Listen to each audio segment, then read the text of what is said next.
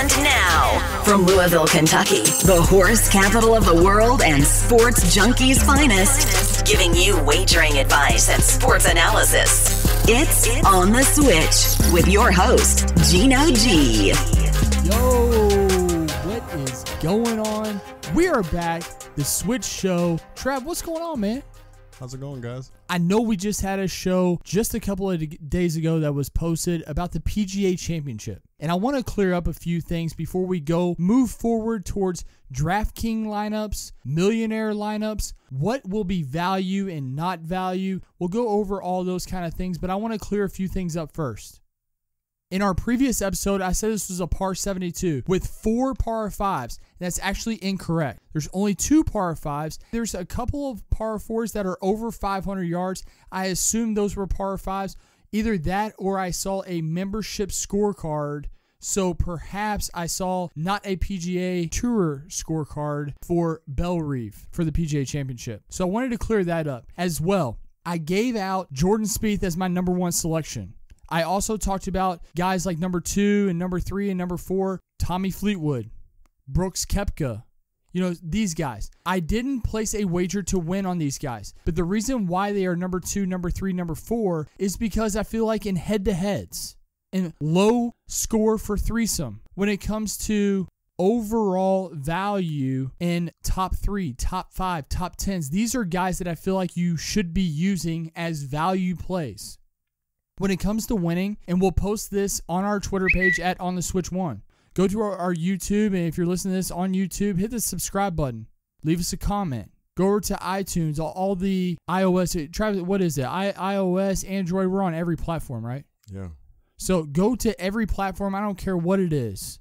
Stitcher, Google Play, which is now going to go to Google Podcasts, Apple Podcasts, iTunes, whatever. Look up On The Switch. Hit the subscribe button. Give us a 5-star rating. Of course, always leave a comment. We always like to hear your all's comments and use those as part of the show.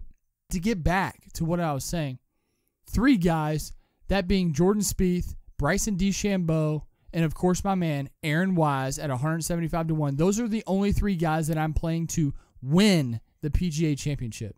But the other guys that I gave you, Tommy Fleetwood, Luke List, Brooks Koepka, these are guys that I feel like top 3, top 5, top 10, top 20s. These are value plays moving forward in the PGA Championship. I just wanted to clear those 2 things up because I feel like I didn't maybe explain that enough in our first episode. On tonight's episode, what's important to me is I have had feedback about, I'm going to be playing the PGA Championship, but I'm actually going to be playing DraftKings, not necessarily betting somebody straight up to win the tournament outright. And I was like, oh, wow, great idea. DraftKings. Yeah. I'm going to be playing the Millie Maker. $20 buy-in. You can play up to 150 teams, which means you would be spending $3,000 if you maxed out all your teams. I will obviously not be doing that. But I will be putting forth a couple of teams in the Millie Maker to try and see if I can't get lucky and win $1 million. So when looking at DraftKings, I want to go over a few slang words that maybe perhaps you all don't know when it comes to fantasy sports, especially fantasy golf. I'll be talking about salary. You're given $50,000 to select and or buy or purchase certain players, and you can't exceed $50,000. You must select 6 players. Not any less, not any more. So we'll talk about salary. We'll be going over salary quite a bit because it's important to structure your salary to get the most value down the line. I'll also be using the term overweight and underweight. This will refer to another term that perhaps you all don't know or don't use or maybe are not familiar with, and that is percentage owned. And in this case, when we talk about now, I mean, obviously it hasn't started. The tournament hasn't started, so we don't know the exact percentage owned. But according to my numbers and numbers on Fantasy National, which shout out to Fantasy National, fantasynational.com. You can go there. They have so much information to help you make money when it comes to fantasy golf. So download their app. Super useful, easy to use. fantasynational.com. Don't forget about them. So percentage owned means once the tournament has started, the percent of people using a certain player in the total amount of teams in a certain pool. So take the Millie Maker. Let's say there's, I'm making this up, 30,000. No, it has to be way more than that. Let's say there's 100,000 teams. If all 100,000 teams had Dustin Johnson, that means Dustin Johnson is owned by 100% of the teams in the Millie Maker. So we'll be talking about that.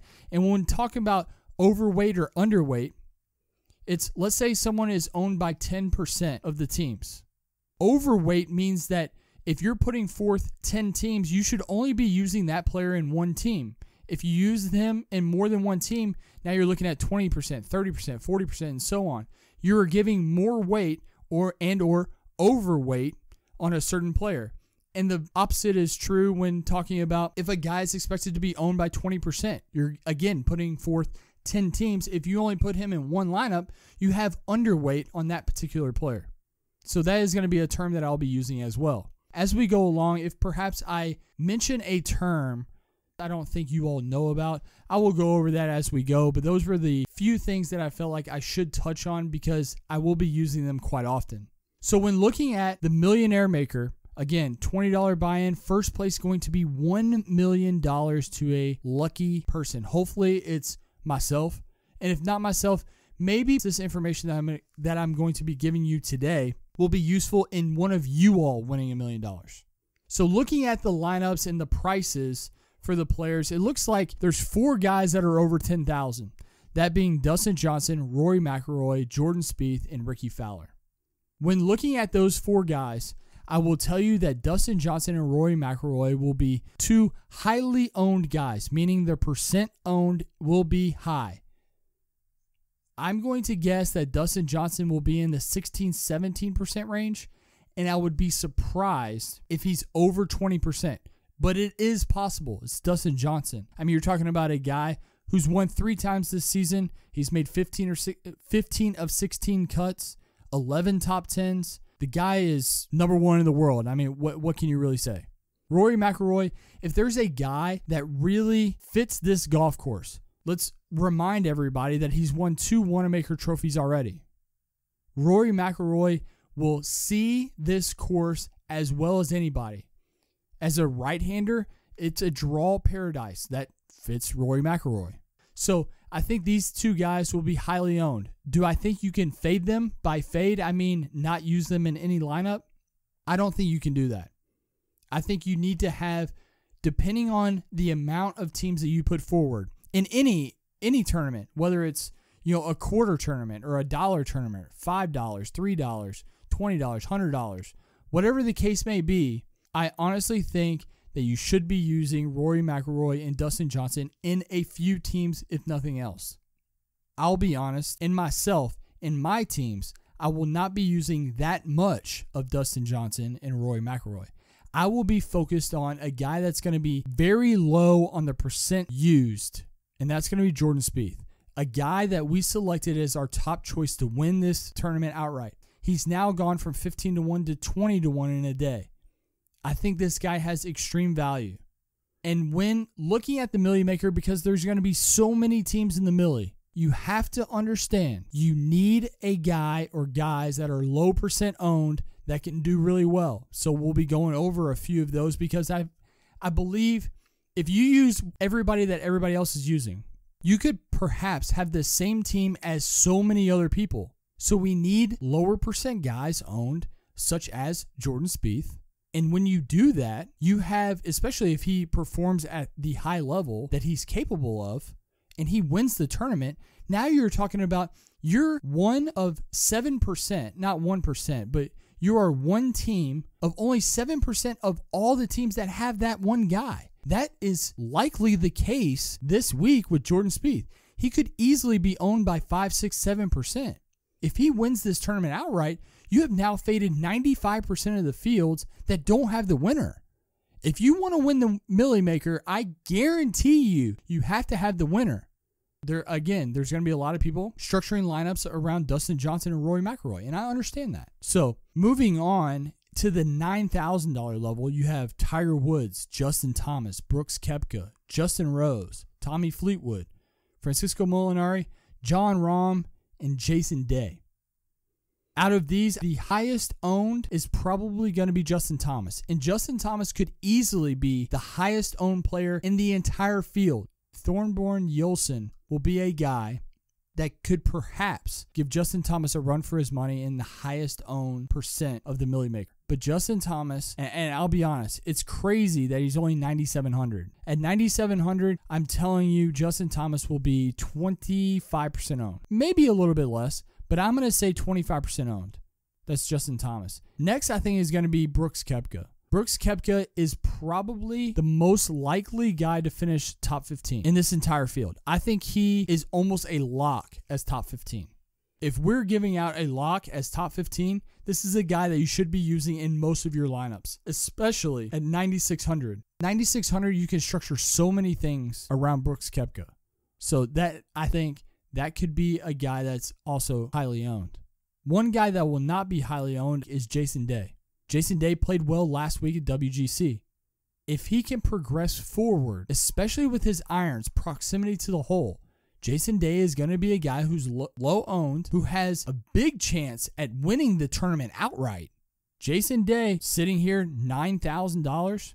Yeah, give me some of Jason Day. I'm going to fade Tiger Woods completely this week. I don't care if I play one lineup or 1,000 lineups. I'm not having anything of Tiger Woods. If he wins, so be it. I will be elated as a Tiger Woods fan. But I'm telling you, I will not win a single dime if he takes home the Wanamaker Trophy. Another guy that I will be fading will be Justin Rose. Justin Rose is probably the most consistent player on the tour this year. And to be honest, there's not really any argument against that. He does have some back problems. He withdrew from last week's WGC due to some back spasms. The last time this happened, he went into a playoff with Sergio Garcia at the Masters. I'm going to fade him just because I feel like there's an issue there. I don't feel like he just needed a week off. I'm going to fade Justin Rose completely. Tommy Fleetwood and Jon Rahm are two guys that it's just like, whatever. I do think Tommy Fleetwood can play well here. I gave it out in our previous podcast. I feel like Tommy Fleetwood, this should fit his eye. Driver, irons. He's a fairly decent putter, can go super low. This is a guy that I feel like a lot of people are going to be playing. But when it comes to DraftKings, I'm going to fade him completely. I feel like he could be over-owned. High percentage. Jon Rahm, if there's ever a chance that he's going to win a major, it's going to be this one. -20. This is the type of tournament that he plays well in. Go as low as you possibly can go. The unfortunate part with Jon Rahm is once it goes bad, it just goes really bad. And it doesn't stop. Go downhill, it just keeps going downhill. I mean, it's just horrible. So Jon Rahm, I'm going to fade Jon Rahm completely this week as well. Although, in some lineups, especially if you're starting at, let's say, Brooks Koepka at 9,600. Let's say you're trying to fade Justin Thomas, Tiger Woods, Rickie Fowler, Jordan Spieth, Rory McIlroy, and Dustin Johnson, and you start with a guy like Brooks Koepka. I would use Jon Rahm just because he can make so many birdies and he can make eagles. Although there's only 2 par 5s, the guy just makes so many, he hits the ball so far, makes so many birdies and eagles on par 5s, it's crazy. If he gets it rolling, Jon Rahm, look out. Next level is 8,000. At 8,000, this is where a lot of people are going to make their way.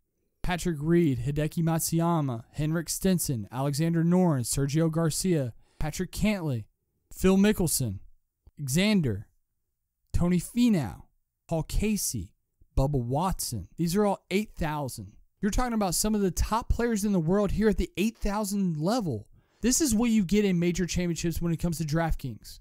A lot of times in a random tournament, you'll get a couple of guys that are 12,000, like Justin Thomas and DJ. You know, DJ at the Canadian Open, I think, was like 11,900 or something. And you get like Bubba Watson, if perhaps he was there, I can't remember. He could be like 9,400.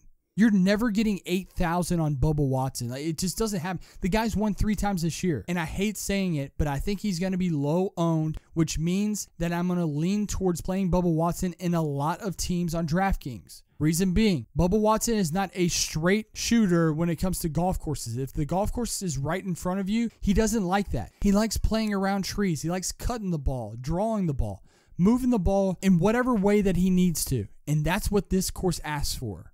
There's so many dogleg lefts, so where the hole goes from right to left, that plays exactly into Bubba Watson's game. Moving the ball right to left as a left-hander. Bubba Watson at 8,000, I think is going to be low owned, as I said. Bubba Watson could easily win this week. He's won 3 times. He seemed to gain momentum. Bubba Watson, 8,000, look out. We said on our previous podcast, we're fading Phil Mickelson completely. Phil Mickelson will not make the cut this week. I don't know how many times I have to say it. I could be blasted by everybody on Twitter, Facebook, whatever the case may be, Instagram. You all could at me all you want if Phil Mickelson makes the cut. But I'm telling you, Phil Mickelson, no chance. Does not make the cut. His driver off the tee, he's going to lose so many strokes. He's going to get in so much trouble. There's no I will even go on record by saying he will not shoot a round even par or better. He will shoot +1 or more. Phil Mickelson not making the cut this week. We're fading 100% completely. A guy that interests me in here that I think could be used on a fair amount of teams is Paul Casey. Paul Casey is that guy that just plugs along, makes cuts, finishes top 20. It's just like whatever. He's boring. But he's a guy I feel like if you want to play the safe route, kind of like a guy like Brooks Koepka, Paul Casey's a guy that's going to make the cut. He's going to finish top 20. He will make birdies. I just think he's a safe play, especially at 8,000. Tony Finau has so much upside. He can easily win this tournament, but he's going to have to go low. Tony Finau, 8,100. Quite interesting to me. I could be playing some Finau, but not as much as maybe what you would expect. Xander, as we also said on the previous show, I'm fading Xander completely. I don't want Schauffele anywhere in my lineups. Phil Mickelson, same way. Then it gets to an interesting number at 8,400 in Patrick Cantlay. If you watch Pat Mayo or anybody who's related to Pat Mayo, or guys on his show, everybody, they have their own formulas. Like I said, equations. All these different attributes and things that they use to create lineups in DraftKings. Everybody, and I mean everybody, has Patrick Cantlay in the mix. He is going to be super highly owned, even though he's 8,400, which I believe is a little bit on the high end for him. Patrick Cantlay, fade for me. Big fade. Alexander Noren, whatever. A guy has made 18 of 20 cuts, but only 4 top 10s. I feel like he'll make another cut, but he could be like T30. I would want to put him in some lineups, but not a whole lot. Henrik Stenson, ball striking guru, 15 of 16 cuts, 7 top 10s. A guy that tee to green, there's not going to be a single person better in this entire field. Maybe Luke List. I'm sorry, I could be jumping ahead, but Luke List could be a little bit better tee to green. But Henrik Stenson, it's all about the putter for him. Same with Luke List as well. But Henrik Stenson, all about the putter. If he gets the putter going, perhaps this could be the week for Henrik Stenson. Hideki Matsuyama, I think, is where people just completely forget about him. Maybe it's because I'm always partial to Hideki. Maybe it's because I know what his talent level is. Maybe it's the fact that his game fits almost every course that they play. I don't know, but I think everybody could forget about Hideki. And to be honest, at 8,800, it's definitely getting a look for me for sure. Patrick Reed. So, yes, I know he won the Masters. The weird thing about DraftKings when it comes to Patrick Reed is the fact that nobody likes him. So everybody fades him by saying, I don't like Patrick Reed. I can't have him in a lineup because I just hate him. Thus, he's always low owned. Same with Bryson DeChambeau. And the opposite goes for a guy like Rickie Fowler. Rickie Fowler is 5, 6, 7% more owned because everybody said, Rickie Fowler, he's so great. Everybody wants him to win, so everybody puts him in a lineup so they can say, I was there. I had him in my lineup when he won his first major. Patrick Reed's the opposite. Do I like him this week? I think he can make the cut. I don't think he finishes top 15, though. So it's going to be a fade for me for Patrick Reed, although I can understand people who want to input Patrick Reed because he's going to be low owned into their lineups. So watch for Patrick Reed a little bit. I don't personally like him, but I would embrace anybody who does because I do feel like there is value there for him. Next, at the 7,000 level, this is when things get quite interesting. A guy that I have to win, Bryson DeChambeau, he's 7,900. Matt Kuchar, a guy that I wish would win a major because I feel like he deserves it. He's 7,900. Mark Leishman, a guy that we said first round leader, second round leader. Perhaps this guy right here, if he can put it all together on the weekend, perhaps Mark Leishman wins this week. He's 7,800. Brendan Grace, big fade for me. Webb Simpson, 7,700. I'm fading that as well. Louis Oosthuizen, a guy who just plugs out cuts, plugs out top 20s, top 25s. He's going to be a fade for me this week. Adam Scott, no thanks. Neiman, this is where things get interesting. Neiman is a guy that not very many people know. When he went to the Masters, he was still an amateur. This is his first major championship as a professional. You look at par 4 scoring, top 10. Par 4 birdies, top 10. Scoring average, top 20. Putts made on average greens and or slow greens, top 20. Ball striking, tee to green, proximity to the hole from 175 and in, all top 30 stats. Neiman, I feel like, has value at 7,600, and he's not going to be owned by anybody. He's easily the higher end, so 7,500 or more. He's the higher end guy that's going to be owned by the 3% or less. I would have Neiman in lineups because I feel like he can win. I feel like this is a tournament in which he can do well. Birdies galore, yes. Give me some Neiman at 7,600. Value. Thomas Peters, 7,600. Huge fade. Daniel Berger, same way. Daniel Berger's interesting. He's probably going to make the cut, but he only has one top 10 in 18 events. Yeah, no thanks. Zach Johnson, there's some love for Zach Johnson out there at 7,500, but I don't know. I liked him in the British Open. I thought he had a big chance. He completely faded on the weekend. Zach Johnson, no thanks. Ben on. Again, a guy that went shot for shot with DJ in the Canadian Open. He did end up losing by 3, 4, 5 shots, whatever it was. DJ swept, killed him. But Ben on can make birdies. It's a guy that's interesting when it comes to DraftKings because he can rack up points. I will have him in a few lineups, but not very many. Ben on, interesting. Brandt Snedeker, no thanks. Keegan Bradley, he's won a Wanamaker trophy before, but he can't putt. Putting again, as we go back to 2 days ago episode, Keegan Bradley can't putt. Putting is important on this course. Big fade. Ryan Moore, kind of the same way. He's going to gain all the strokes tee to green. Can he do anything on the green? I don't know. A guy that I do like, though, at 7,400, Brian Harman. He's a lefty. He's a guy that plays the ball right to left, which would play into the dogleg left holes. He's a shorter guy, so he can hit drivers and still be in the same spot as some of these guys that are hitting hybrids. He's a great putter. As a matter of fact, do you know who, Travis, the number one player on tour is on slow greens? Casey. No. As a matter of fact, it's the guy that I just talked about, and Brian Harman. He's number one on tour in strokes gained on the slower greens of the PGA Tour. Number one, Brian Harman. Lefty, plays the ball right to left. Great iron player. He's short, which on this course could lean tough for him to play well because it is so long and he is a shorter hitter, but he's so good with his mid and long irons. And then when you can putt like that, especially on slower greens, if he puts it in the right quadrant, I'm telling you, Brian Harman could be there. I'm going to use Brian Harman because I think he's going to be so low owned. 7,400 for Brian Harman. Ian Poulter, another guy who's just plugging along this year, does have a win as well. A guy that I will use in a couple of lineups, but nothing crazy for Ian Poulter this week. Chesson Hadley, we talked about him when it comes to par 3 scoring, par 3 birdies, a guy that makes putts. Chesson Hadley, a little interesting, although I think he's a little bit overvalued at 7,300. Peter Uihlein, no thanks, 7,300. Kevin Kisner, no thanks. Next is Rafa Cabrera-Bello. I feel like this guy was a hot commodity, especially British Open. And people are like, oh yeah, Rafa Cabrera-Bello. And then now it's like, who's Rafa Cabrera-Bello? I'm going to take Rafa Cabrera-Bello in a lot of lineups at 7,300.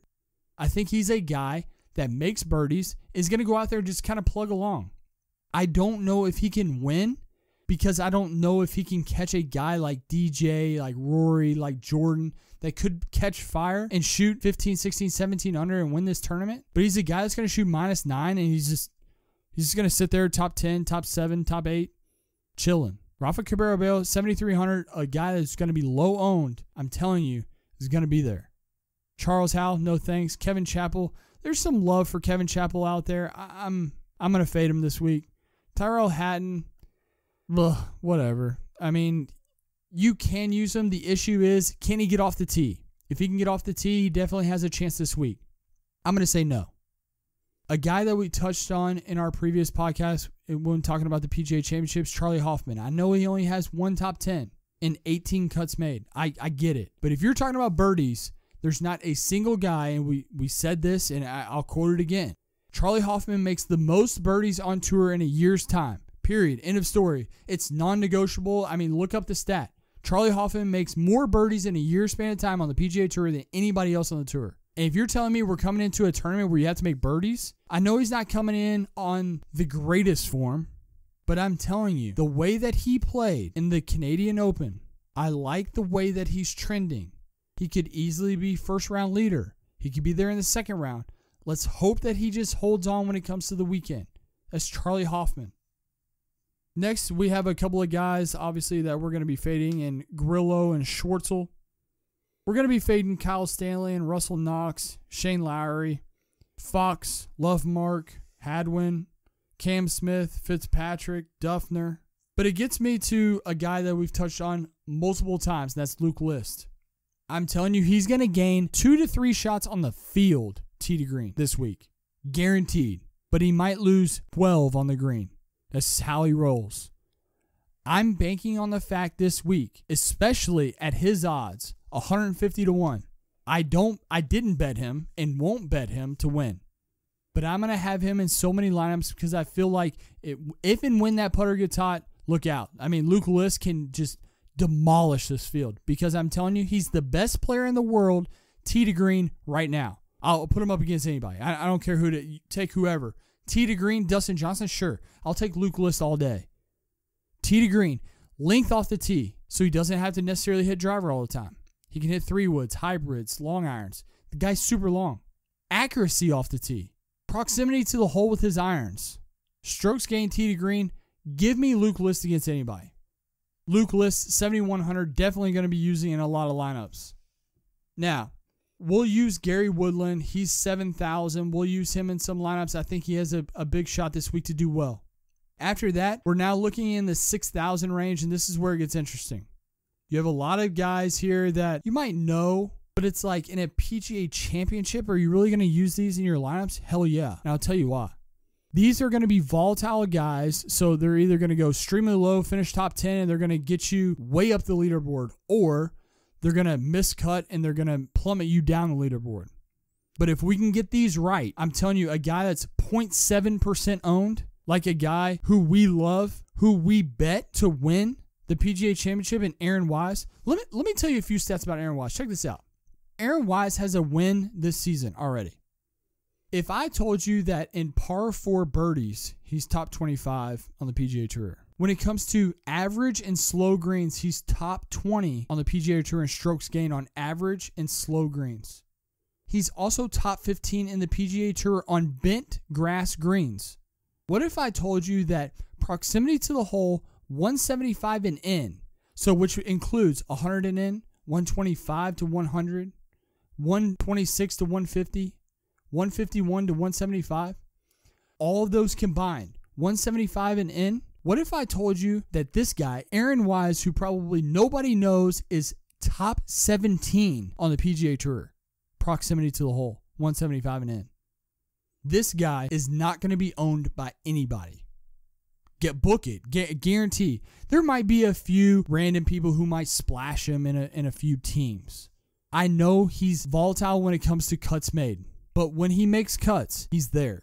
And I'm telling you, a guy that's going to be less than 1% owned, because if people have to make a choice between Aaron Wise or Beau Hossler, they're going to take Beau Hossler every time. There's going to be guys like me that take flyers like Aaron Wise that just, you know what? I think he's going to do it this week. And for me, it's all about Aaron Wise. If Aaron Wise finishes top 5, my teams are going to skyrocket up the leaderboard because I feel like, for the most part, I'm going to have the right core guys. And by core, I mean the guys that you're going to be playing in most of your lineups. I'm going to have the right core guys that are going to be up the top of the leaderboard. Whether it's Rory, whether it's DJ, whether it's Jordan, I'm going to have a little bit of everybody. Aaron Wise is going to be the guy that makes it or breaks it for me. And you hate to put all the pressure on one person, but I know Brooks Koepka is going to be there. I know DJ's probably going to be there. I know Rory, if perhaps he can get his head out of his ass, is going to be there. Jordan Speith, kind of the same way. Aaron Wise, I'm telling you, will put me over the top. Could possibly win me the Millie Maker. Could you imagine if Aaron Wise wins? Listen to this. I could win the Millie Maker for $1 million. And just icing on the cake, I have, a $10 bet or $15 bet or whatever at 175 to 1. It's like jackpot. Aaron Wise, he's going to be my guy, especially at this 6,000 range. There's a lot of people that are going to be using Beau Hossler. Some people might take Jimmy Walker, Pat Perez. I mean, have at it. Lahiri, whatever. And then, of course, so on and so forth. Sharma is another guy that I've kind of heard. Kevin Na, some people have said. Russell Henley will kind of be a common guy at 6,700. And then, of course, we get to the guy who's going to be, in my opinion, the most owned player in the Millie Maker, and that's Thorbjorn Olesen. He's a monster fade for me. Monster fade. If he misses the cut, I'm telling you 25% of the teams are going to be eliminated. He's going to take 25%. Guarantee. Thorbjorn Olesen, no thanks. Hard pass. Then if perhaps you're looking for another guy, so if you wanted to go like Rory with, or Speith with, Brooks with Bubba, you're going to need two guys that are like 6,700-ish. Aaron Wise is 6,800. A guy that's 6,700 that I like a little bit is Hao-Tong Lee. Hao-Tong Lee is one of the few players to top 30 in every major this season. He's one of the few people that have done it. I feel like this is a guy at 6,700. You have all these different options. No one's taking Hao-Tong Lee. Nobody. We'll take him in a few lineups, actually probably more than expected, with Aaron Wise. Those are two key guys that I'm telling you can take you over the top. So when it comes to the Millie Maker, you really want to decide who you determine is going to be high percent owned.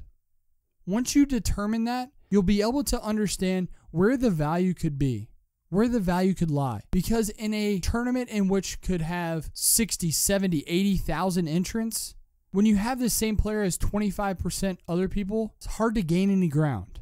If anything, although those 25% players could perhaps do well, and so the 25% is valid, it's going to be dispersed to everybody because everybody has them. When it comes to myself, to what we do here at On the Switch, we want to give you value. We don't want to give you the chalk just like everybody else. As everybody will tell you, look it up, all the video. Just go to YouTube and look up 2018 PGA Championship selections. Everybody's going to take Rory. Everybody's going to take DJ. Nobody's going to sit here and select Jordan Spieth. We're here selecting Jordan Spieth. Why? It's his time. There are many guys in major championships that are going to be high value plays when it comes to odds of winning the tournament because there are so many options to go after. When it comes to DraftKings, it's not like that. It's not like that. 25% owned player could be a guy at 7,500. Such person as, they won't be, but such guy as like Bryson DeChambeau. He could easily be 25% owned. And although you have him to win at 66 or 75 to 1 to win the tournament, and so you hope he wins the tournament, when it comes to DraftKings, maybe he's a guy that you don't have in that many lineups because he's going to be highly owned. Two completely different things, and that's why I wanted to do another episode on the PGA Championship. I feel like it's important for you all to understand the difference between betting a guy to win the tournament and using him in a DraftKings lineup because they can be two completely different things. I wish everybody the best of luck. I hope one of you all out there listening, if not myself, wins the Millie Maker. The PGA Championship starts first thing Thursday morning. TNT, be there or be square. From Travis and I here at On the Switch, as always, we love you more than anything in the world. And as you're listening, please drop a comment. Let us know who you all like in the PGA Championship. Stay tuned with us because we'll be talking about the Big 12 and the Big 10 in football. If perhaps you all are playing in DraftKings, if y'all are selecting players to win the tournament outright, I wish all of you all the best of luck, and I hope everybody becomes a winner. On the Switch.